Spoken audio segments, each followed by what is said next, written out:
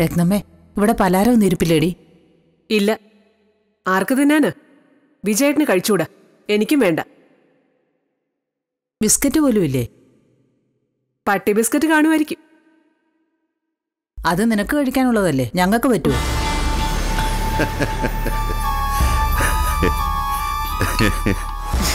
ചായ കുടിക്കണോ?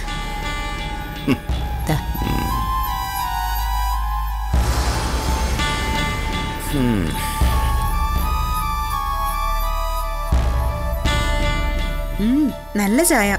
Thank you അച്ഛമ്മേ. ഓ, നിന്റെ താങ്ക് അതിന്റെ കുറവേ ഉള്ളൂ.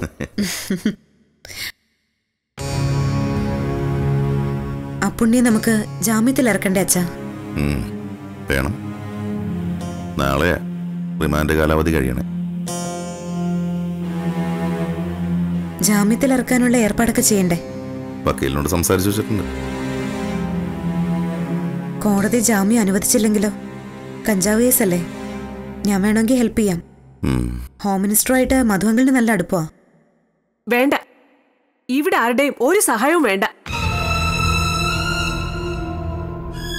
അപ്പുണ്ണിയെ ജാമ്യത്തിൽ ഇറക്കാൻ ഞാനും വിജയേട്ടനും മാത്രം മതി.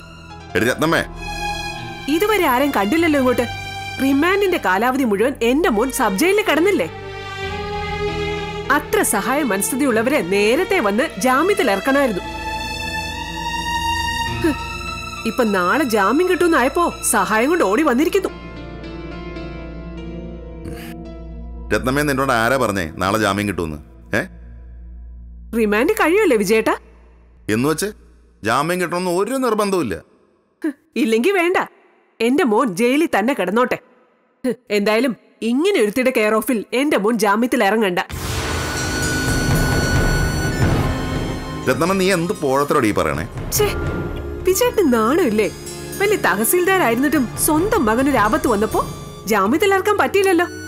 ഇപ്പൊ വല്ലവളുമാരുടെ സഹായം തേടുന്നു. ഇവളെന്നാ മന്ത്രിയായത്?